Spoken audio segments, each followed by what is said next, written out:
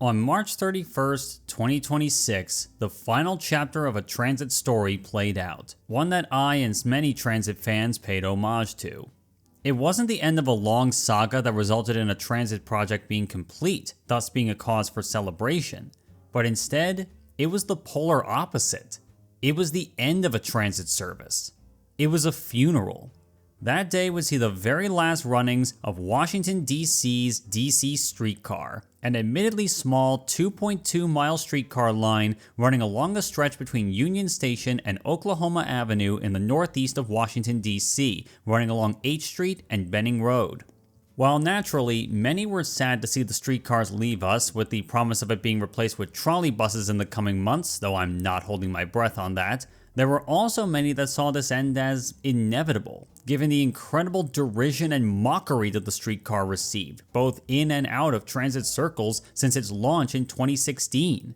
Yes, you heard me right.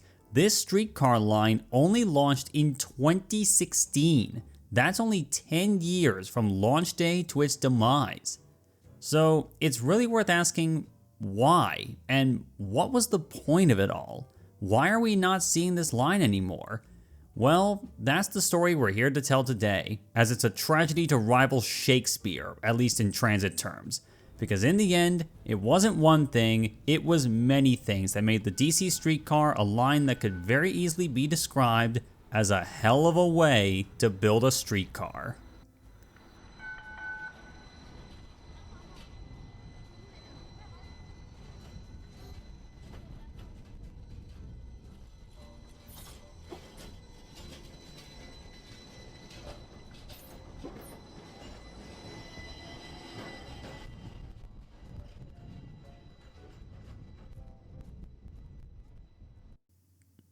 So, to understand what we're losing, it's good to have a look at it. I was in Washington, D.C. for the final days of its operations, and that final day particularly was a poignant example of what we're losing, both the good and the ill of it all. The route of the DC Streetcar was only 2.2 miles long, which by any standard of a transport system is very short. It runs entirely along what is known as the H Street Benning Road corridor, serving 8 stations in total, each of them set up to enable level boarding with the streetcars. The line starts at the legendary Washington Union Station. Well, not here on the beautiful side of Union Station that everybody knows and loves, but rather the opposite side after walking through a veritable labyrinth in the station, or walking an equally circuitous route around the station, and in a place that's way hard to pick up where it actually is. And just to demonstrate that, here's me and my friend Andy from Andy on Track timing ourselves to get to the streetcar from the metro station at Union. 3, 2, 1, go.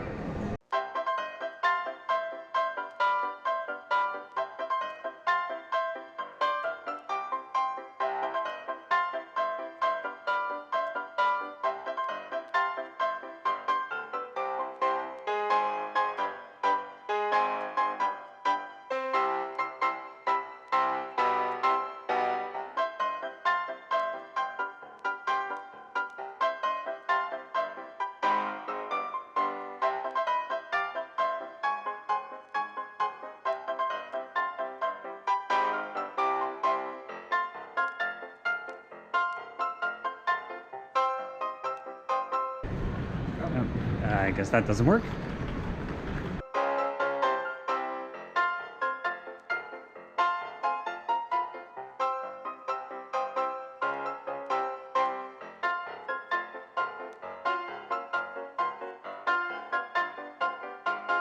I almost lost Andy for a second.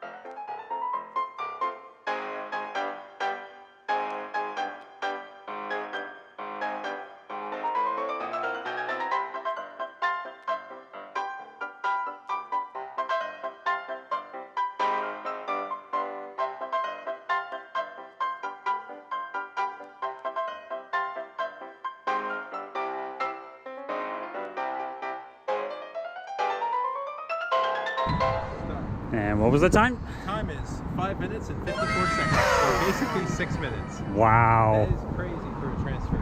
Late. Very convenient, I'm sure you'd agree. But once you find it, a whole 6 minutes later, you can set off from Union Station, and after coming down off the bridge over the tracks at Union, it runs down H Street at street level, initially running in the outside lanes, which hopefully are not blocked by a poorly parked car or three, or an Amazon van, before going to the center lanes past Maryland Avenue. It's also here where H Street becomes Benning Road, which the streetcar cruises along until it comes to an end here, at this comparatively nondescript station where Benning Road meets Oklahoma Avenue and 26th Street, and just before Benning Road passes under the viaduct carrying the Washington Metro's blue, orange, and silver line tracks as they head further north and east, with no connection to them. Does that sound like a weird place to terminate a streetcar line for you? That's because it is. And it's not like there's no reason to have a station here. There's plenty of housing nearby, there's a historic school in fact, and there's even a golf course if that's your thing. But it's not really a place that you would expect to be the terminus of a streetcar line. And that's the thing. It was never meant to be a terminus for the streetcar in the first place. In fact, this line was supposed to go all the way across the district, from Capitol Heights in the east to Georgetown in the west. And it was not supposed to be the only one either, because if the original vision had played out, there would have been not one, not two, not three, not five, 8. There would have been 8 streetcar lines crisscrossing the district, filling in gaps in the transit coverage that were left behind by the DC Metro. But as you can probably tell, that didn't happen. And the one line that did start to see service is now ending it after now. So what happened? Well, to understand that, we have to look at some history. Like every major American city, Washington, D.C. was once home to an expansive streetcar network, which covered nearly every neighborhood in the district and even reaching far beyond it, particularly north of the Potomac River into Maryland. The story of that legacy streetcar network is easily its own video, likely covered by someone who's actually from D.C. rather than some guy from Philly who came down here. But to give an overview, here is a guy from DC to explain it. Namely, fellow YouTuber, subway art connoisseur, generally awesome guy, and invaluable help for this video, and creator of the fantastic Secrets of the DC Metro series, Andy on Track. Okay, that was a cool ass shot, Andy. And you just looking at the Metro going by. I actually filmed it. Streetcars in Washington, D.C. go all the way back to 1862, when Congress passed a law that created the first of Washington's streetcar operators, the Washington and Georgetown Railroad, which built its first line from the Capitol to the modern-day Treasury Building.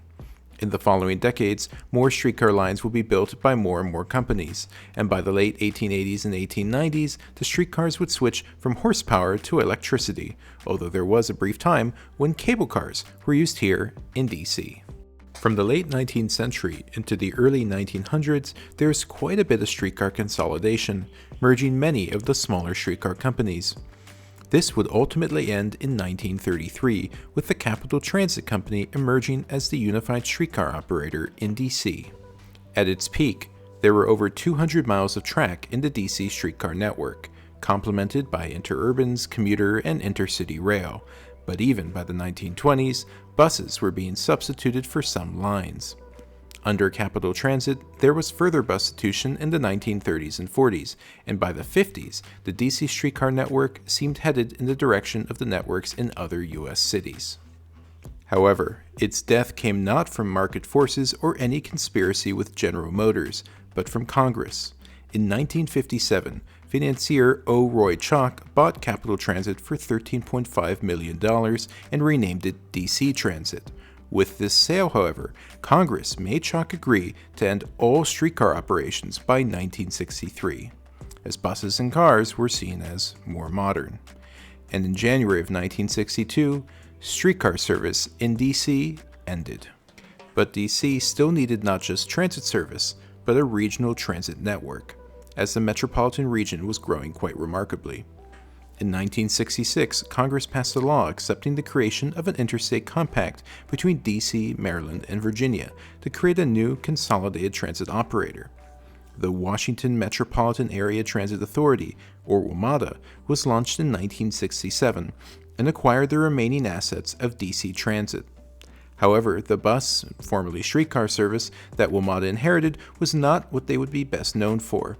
Instead, WMATA would be the agency that championed, built, and now runs the iconic Washington Metro, arguably the best example of a great society subway system built from scratch in North America, and now the second highest daily ridership rapid transit system in the country.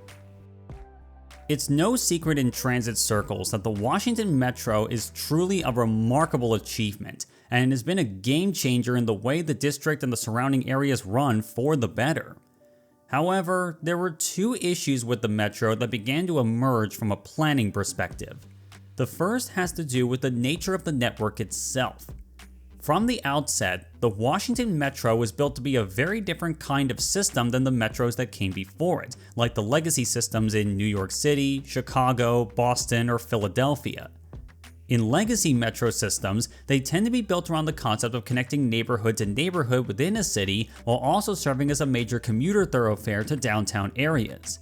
However, cities like Washington, D.C. were built around sprawl development, and in order to serve them with effective transit, the Washington Metro had to be built with a different consideration in mind: raw speed. The Washington Metro was one of the fastest metro services in the world when it was built, and it, along with its sister Great Society metros in San Francisco's BART and Atlanta's MARTA, along with their prototype PATCO in the Jersey suburbs of Philadelphia, have been regarded in some transit circles as being the inspirations for systems of high-speed metros that have been appearing across Asia and even parts of Latin America in recent decades, with recent examples including the El Insurgente in Mexico City and the Namo Bharat in Delhi, India, which routinely operate their trains at up to 100 miles an hour and effectively blurs the traditional lines between a classic metro and a fast commuter train service.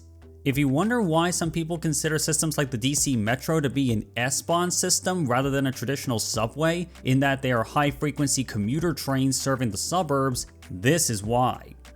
Their speed is certainly impressive, making the Metro consistently faster and more reliable than driving on major corridors. But this naturally came with a drawback, and that was a lack of ability to connect neighborhoods within the city itself. When the system is built to go from town to town or town to city rather than neighborhood to neighborhood, it leaves a lot of places without the high-capacity service that is so touted. And this is where the term transit desert comes from, where regardless of what kind of transit is there, it just doesn't serve their needs. And that in turn leads to the second problem with the DC Metro's construction, and that was the places that were not served by it. At least, not originally.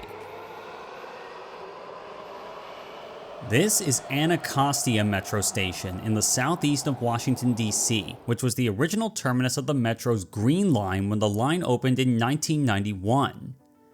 Now, the date of that opening certainly has significance to the people who've lived here through the Metro's development, since that date meant that it would be 15 years since the opening of the first line of the Metro, the Red Line, in 1976, and around 25 years after planning for the Metro system began in earnest, which means that it was all those years until Metro finally reached the area that was argued to be the part of DC that needed the strong transit backbone the most. So much so that the first chairman of WMATA, Jackson Graham, said after the first Metro lines opened that the Green Line to Anacostia and points south should have been the first one built, since he and other planners knew that having a rapid transit service serve this part of the city would be a key to greatly raise the standard of living and serve as a vital way for disadvantaged populations to reach other places in the city, in a part of the city that was at the time considered a food desert, in the capital of the richest nation on earth.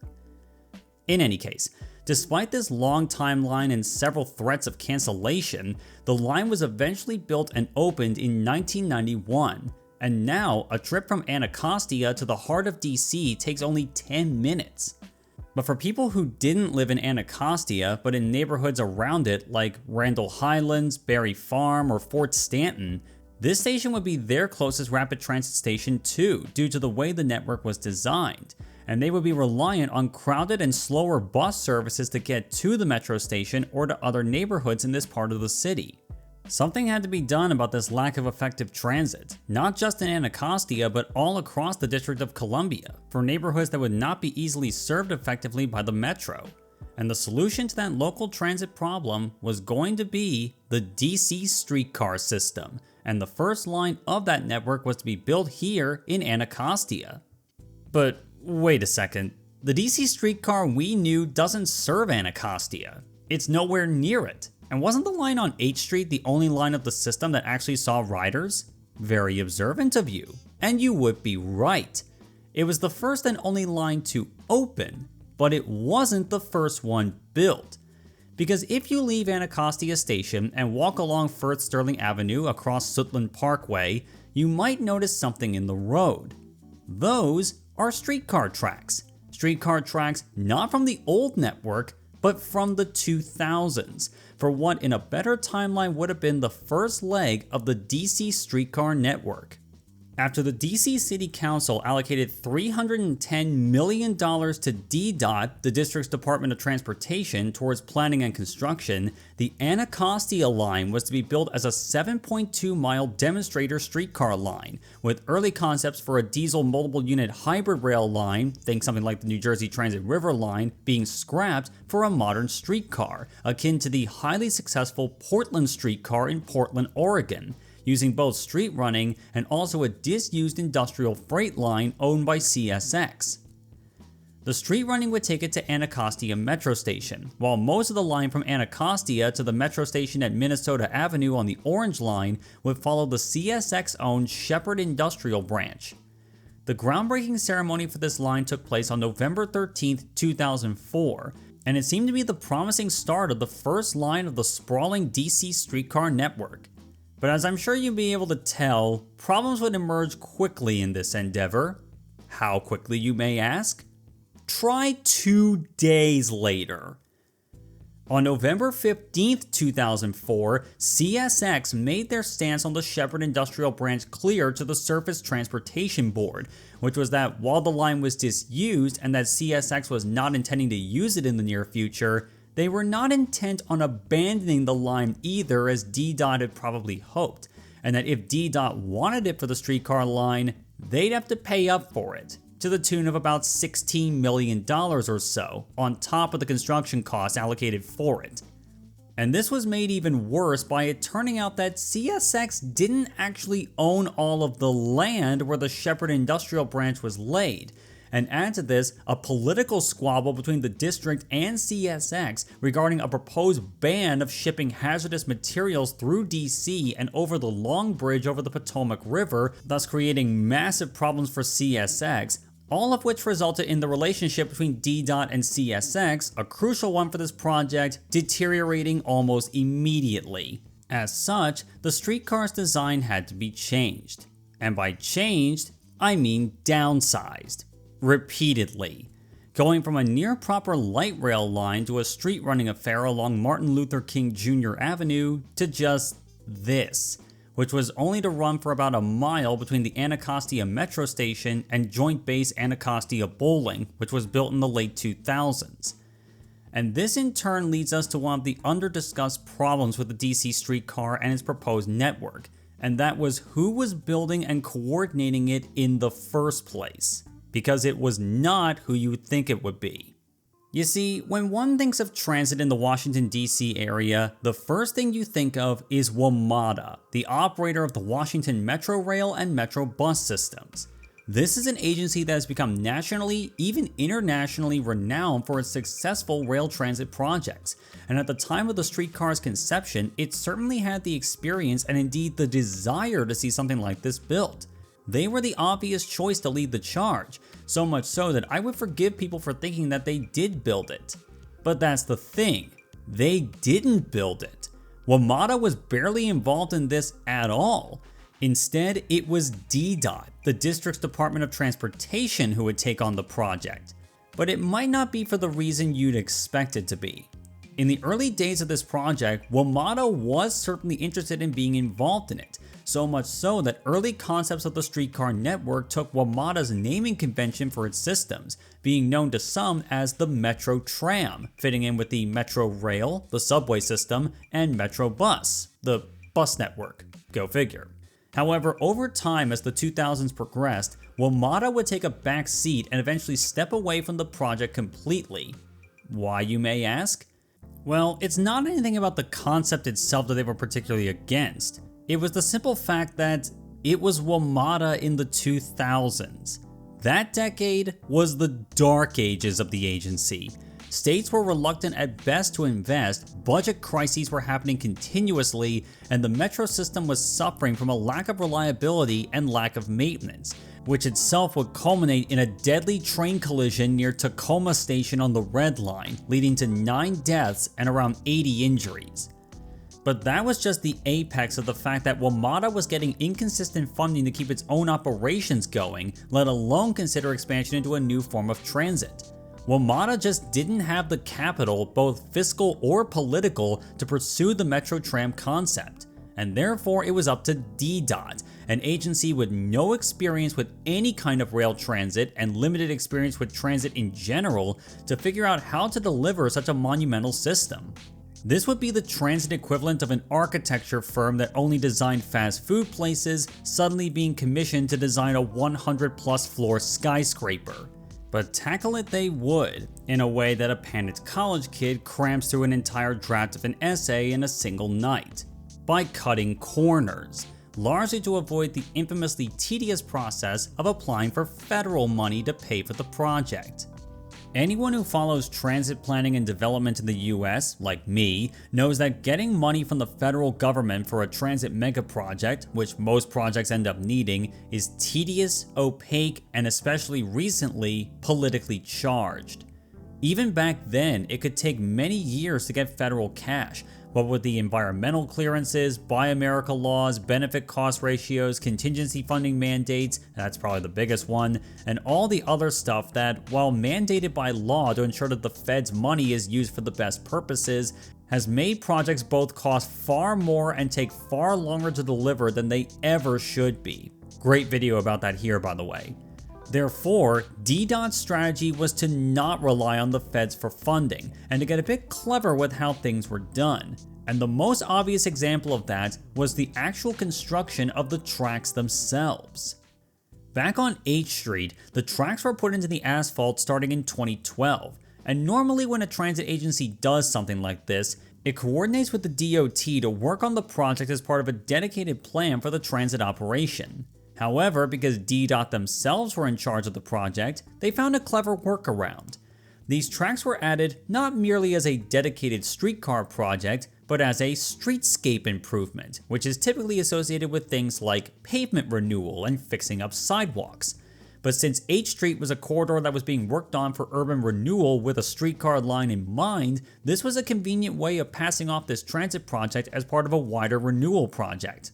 And this could perhaps be a reason as to why the DC Streetcar has often been cited as an urban redevelopment plan first and a transit plan second.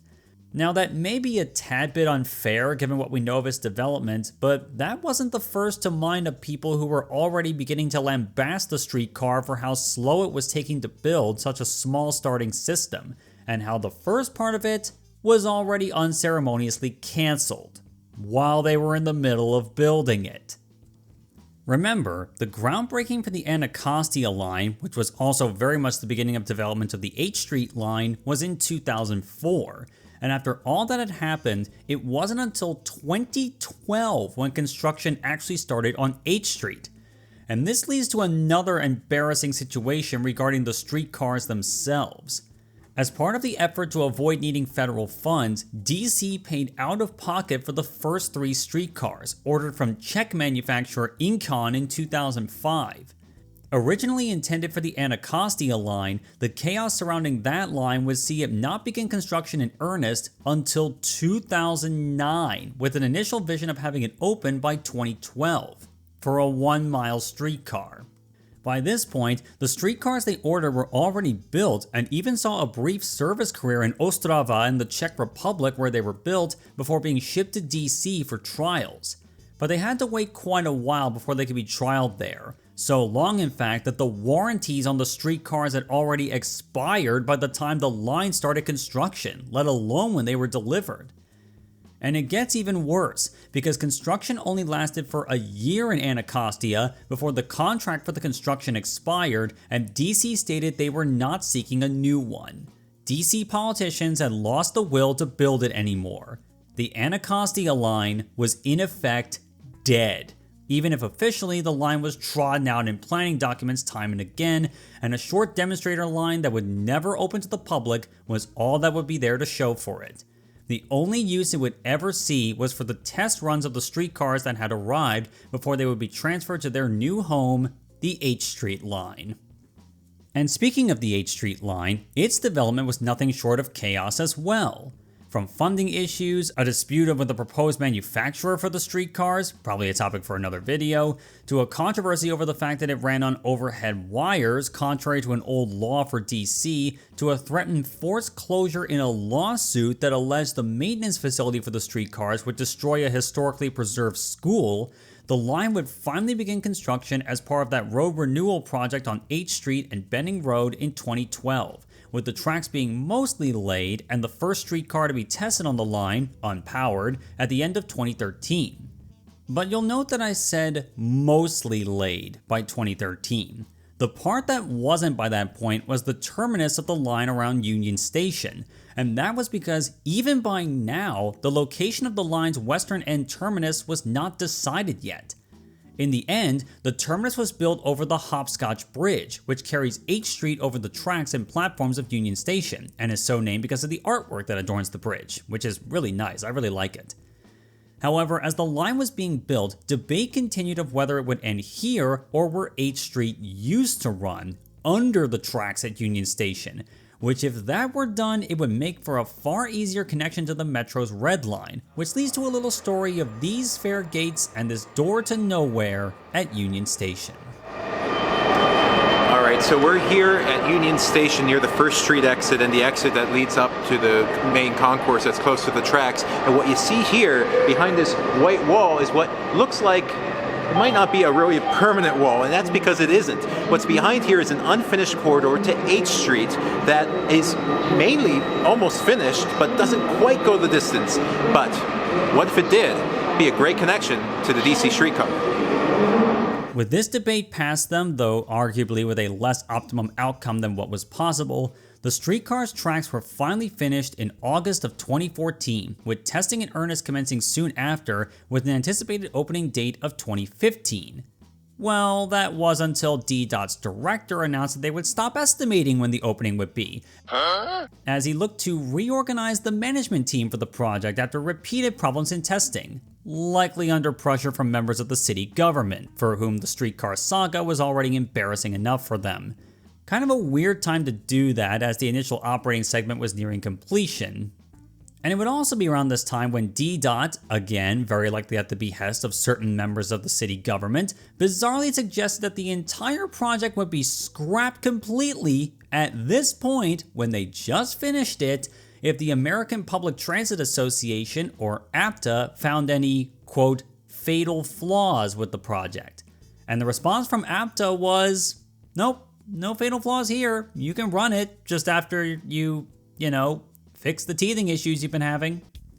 That whole curious case aside, the issues they faced, which include icing over the rails in winter and a small fire on one of the streetcars, was resolved. And at long last, 12 years after it was first proposed and 19 years after a streetcar as a whole was dreamt of, the DC Streetcar would open to the public along the H Street Benning Road corridor on February 27, 2016. The dream had come true at last. Streetcars have returned to Washington. And the response to it was mixed, to put it lightly. On the plus side, the streetcars were lauded for how smooth they rode compared to a bus, and the relaxing atmosphere aboard would have probably sold a lot of people on riding them. On top of that, the streetcars were fully accessible with low-level boarding and platforms at door level, allowing this guy in a mobility scooter to just roll onto the streetcar with no help needed at all. No muss, no fuss, no help needed. As it should be. Plus, considering the traffic circumstances that buses face, while the streetcar would be faster or slower than a bus on any given day or any given minute, it was seen as more consistent than the buses. And the fact that DDOT had made the service, alongside parts of its sister service, the DC Circulator bus network, free to ride, would certainly have been a draw card as well. However, there were two big fundamental problems with the H Street line that would become obvious immediately. The first was that the line didn't actually go anywhere after it went along the main strip of H Street and part of Benning. While it certainly had aspirations to go further, mostly to the east to Benning Road Metro Station, to the point where the system maps at the stops had that marked as a future extension all the way to its dying day, the fact that the line had essentially been built to where its maintenance depot was didn't make it particularly useful to a lot of people beyond that point. Sure, it was fine for people moving along H Street as far as Union Station, but other than that, a bus service would do the job just as well and with much farther reach. And this was compounded by the second and more infamous problem with the DC Streetcar: its speed, or lack thereof. Sure, the streetcars in of themselves can keep up with traffic just fine, but their ability for that to translate into their journey times was hampered by two big problems. The first was that the streetcars had no priority at traffic signals, and perhaps worse than that, at the section of H and 2nd Street, it was not unheard of for streetcars to be sitting for multiple minutes waiting for the opportunity to cross. Ask me how I know. Bruh. But when it did do so, it would quickly run into the second problem, which was where the tracks were laid on H Street. To facilitate level boarding to make the line wheelchair accessible, the tracks on H Street were laid in the outside lanes, which can work for level boarding in the street with no median. However, it leads to the problem of double parking or badly parked cars preventing the streetcar from actually moving. It's a problem other cities with this arrangement had too, but that's the thing. Streetcar systems that do this are much rarer than one might think, because in the majority of systems, they put tracks in the middle lanes, and level boarding is still attainable in that case. Here's an example of this in Melbourne, Australia, where the outside lane is raised as a speed bump next to the tracks to enable level boarding, while serving as a reminder for drivers to stop for the passengers getting on or off. Or perhaps the best example is this one I filmed in Stockholm, Sweden, where you just built a platform in the middle lane here and the cars can go around it. All fine, all level. However, such ideas were never really considered, as the line was built with cost and expediency in mind. Maybe that could have happened in the future where the streetcar network was expanded, but it didn't happen, and the streetcar would be stuck with an infamously bad reputation for being blocked by parked cars throughout its entire life. It didn't matter that the part on Benning Road did have the tracks in the middle lanes and platforms in the median. The H Street part, which was the big attraction of the line, was enough to destroy any sort of reputation it may have wanted to build for itself. And the idea of traffic signal priority was seemingly never seriously considered either, which made it so that the only real reason for people to use the streetcar, as opposed to the D20 and D2X buses, which run parallel to the streetcar, was the accessibility benefits, the smoother ride, or just the novelty factor. And then there's the question of the line serving as a development accelerator and whether it truly succeeded or not. This aspect of the project is certainly more nuanced than the hard performance factors, and it was a curious thing to dive into. When the H Street line was being planned out in the 2000s, the near northeast area of the city where it ran was considered to be rather run down.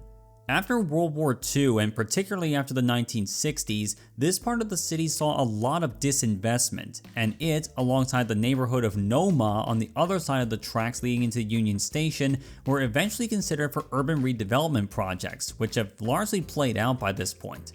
When the streetcar network was first being considered as part of the original grand plan, H Street, alongside Anacostia, was considered to have the service set up for it due to the areas along the proposed corridors lacking easy access to the metro rail system, and that being considered a key factor as to the lower quality of living and lack of growth in the neighborhood.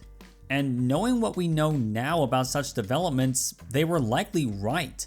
Research into transportation economics, especially in recent years, have shown that access to good public transit services are one of the biggest keys to lifting people and their communities out of poverty, and that in the broad strokes, every dollar of investment into public transit leads to $5 coming back to a city, region, or state in the form of more economic development, and development that is often more economically and environmentally sustainable to boot. So not only is it more money being circulated in the economy, it's more sustainable money too.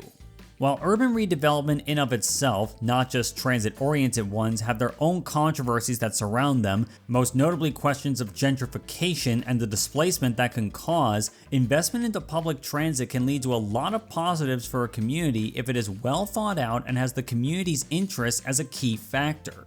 And had it been truly successful, DC would not be the first one to succeed in revitalizing a downtrodden area with rail transit, not even the first to do so with modern streetcars either. After all, DC took the most direct inspiration from the success that Portland, Oregon did with fostering new development and revitalization of their streetcar network. Indeed, around the same time that the 8th Street line was being built, the Obama administration was providing a lot of money to cities across the country to build streetcar lines to revitalize their urban cores. The modern streetcar concept was very much in vogue at the time, and it often led to these streetcars being nicknamed the Obama streetcars as a result of their investment. But while there were certainly success stories from the streetcar boom, perhaps most notably Kansas City, Detroit, Seattle the second time, and Tempe, Arizona, there were certainly disappointments too, like Milwaukee, Atlanta, Seattle the first time, and Dallas. Be honest with me, you forgot the Dallas streetcar existed, didn't you? While the DC streetcar wasn't paid for with money from the FTA at that time, its countless delays led to being launched around the same time as other systems that were, which seemed to have landed it with a lot of comparisons to these systems. And on the spectrum of good modern streetcars and bad modern streetcars, the DC streetcar fell into the latter camp, even if on the surface it did its secondary job of revitalizing H Street. And it helped at least, but there's a valid argument that it was not even the primary way the area was revitalized. For that, I'll let Andy explain it. Now, to be clear, I do believe the streetcar was a factor in the corridor's revitalization, but it definitely wasn't the only factor. The H Street corridor, so close to Union Station and wedged between Capitol Hill to the south and NoMa to the north, had a lot of development pressure coming at it from all sides. And for example, it was already considered America's 6th hippest hipster neighborhood by Forbes in 2012, years before the streetcar opened, with rising home prices to match. It would be in this context that the DC streetcar trundled along in service, literally and figuratively, but its fate was becoming apparent. 2017, the year after the line opened, would end up being the highest year of ridership the line would ever see, with nearly 1.2 million riders that year. That's about 3,250 a day, which for an urban rail transit service in the heart of a major city is pitiful. By that point, the line's reputation as being unreliable and slow was sealed, and with no real plan for change laid out, the line slowly bled ridership over the next 2 years. And then 2020 happened. I think we all know the end result of that. After that year, it seemed as though DC's two transit providers took completely diverging paths of how they would tackle the post-COVID world. WMATA would take an aggressive and decisive stance to win back riders, and this, coupled with expanded service patterns, a largely successful rework of its bus network, and the completion of the Silver Line to Dulles Airport and Ashburn, would see a virtuous cycle take hold and see the Washington Metro's ridership surpass the Chicago CTA to become the second highest ridership transit city in the entire country, only behind New York City because obviously. From the nadir it had reached in the late 2000s, the DC Metro will be blessed with strong leadership who helped to galvanize the political and public support for change that had taken hold, and particularly under their current general manager, Randy Clark, have become an example for other transit agencies to take notes from if they want to revitalize their services for this new world. As for the services run by DDOT, they would not be so fortunate. Alongside the DC Streetcar, DDOT was also running the DC Circulator, a bus network designed to shuttle people around the district's busiest areas to complement WMATA's metro and bus services. However, with low or no fares for the service and no framework outside of general fund money to pay for them, DDOT was paying a rather high subsidy per rider to keep it running.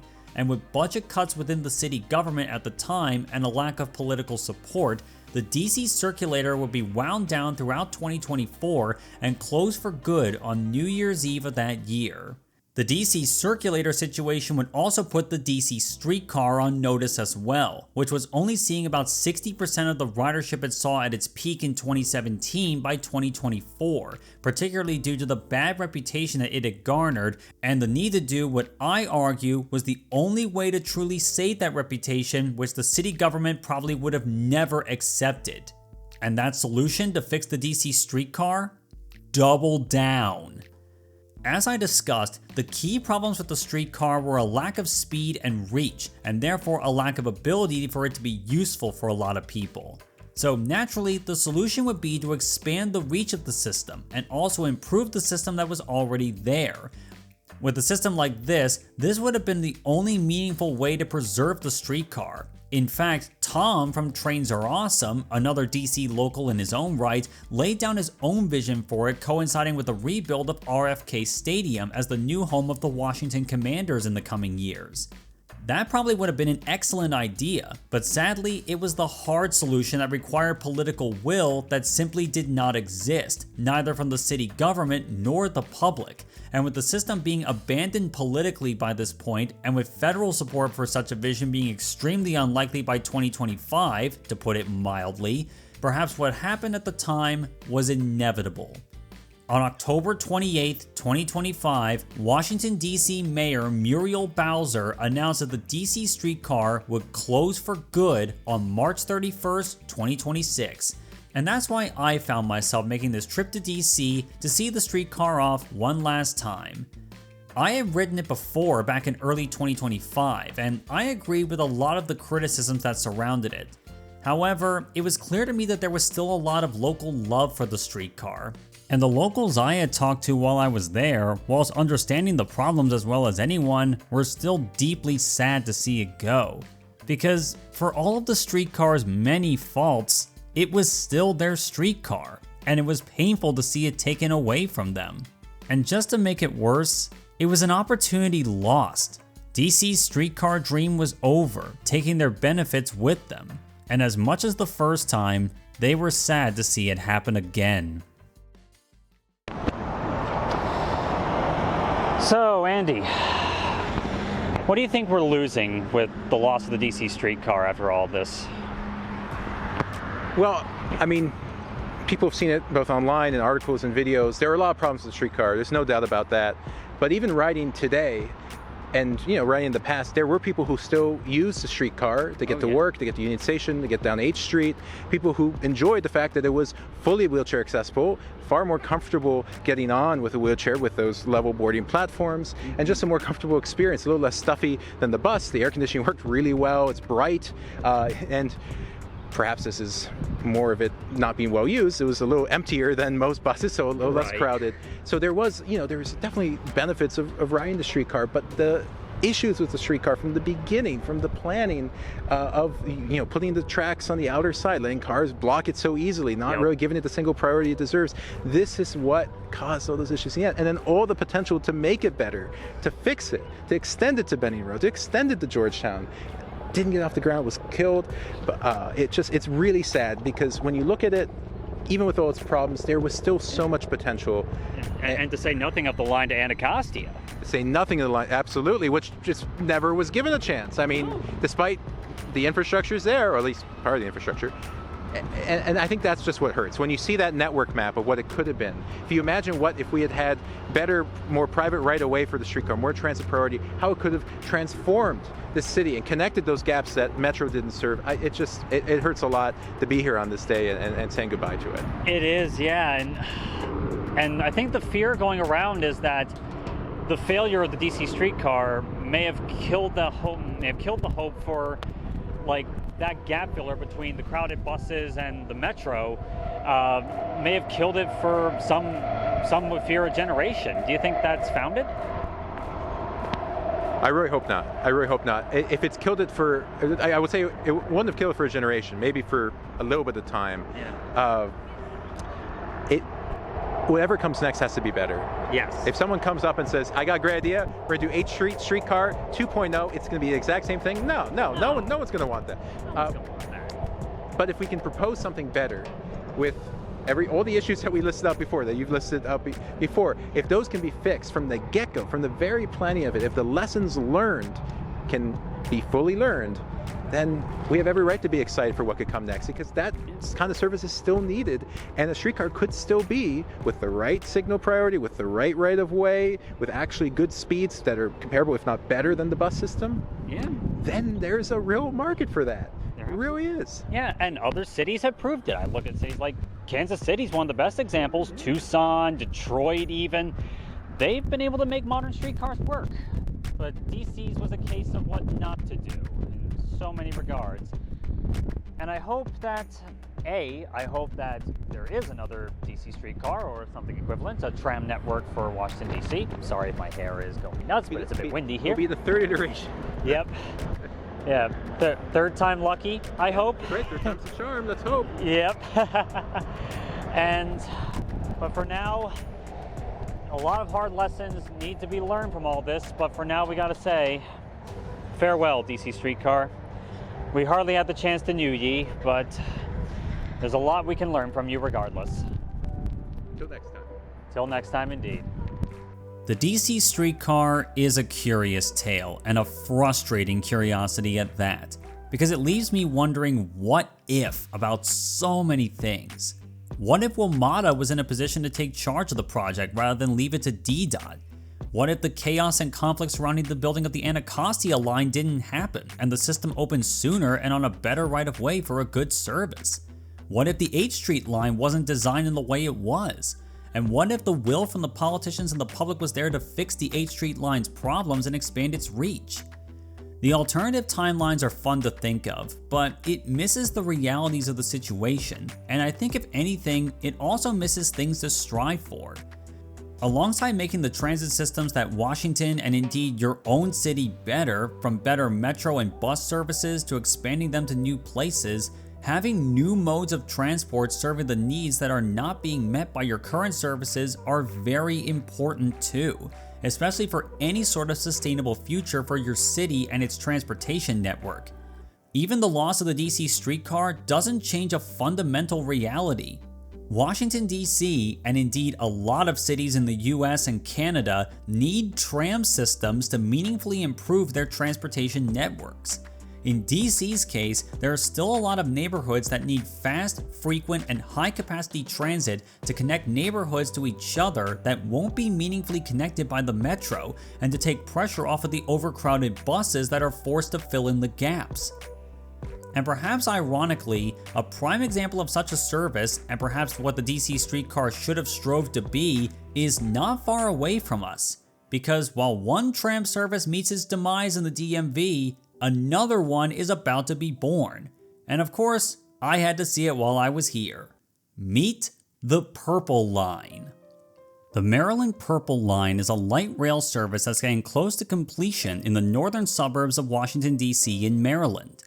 Running 16.2 miles in an arc from Bethesda in the west through Silver Spring and College Park to New Carrollton, this light rail line is looking set to be the biggest game changer that DC Transit has had since the Silver Line, as it will be a vital connection across a region without having to go into DC itself. Like the DC streetcar, this line is also not championed by WMATA, but by the Maryland Department of Transportation. And also like the streetcar, this line has had a very troubled past, as at this point it has had 5 years of delays in a story that I will definitely talk about another time. But it's firmly on the right track now, no pun intended, and when it opens next year in 2027, it looks set to open up true greatness for DC's transit system, and perhaps replace the DC streetcar as the project that will become the ray of hope for a tram system in DC. If perhaps when, the line opens and becomes a success off the back of the lessons of the DC Streetcar and other streetcar and light rail projects across North America. I didn't forget your insanity, Toronto. It can be a catalyst not just for other urban loop lines around DC, but perhaps also the idea of trams serving as high capacity and fast neighborhood transit in the district itself could be reconsidered for the future. Regardless of what happens, there is no doubt that the DC Streetcar will be a cautionary tale of the mistakes that one can make in designing a transit system, but also a reminder that a future with this kind of transit is still attainable yet if the will of the public is there to push those who make the decisions to see it through properly, all while bringing on board lessons in how to and how not to design, build, and operate the system meant to be how we get around.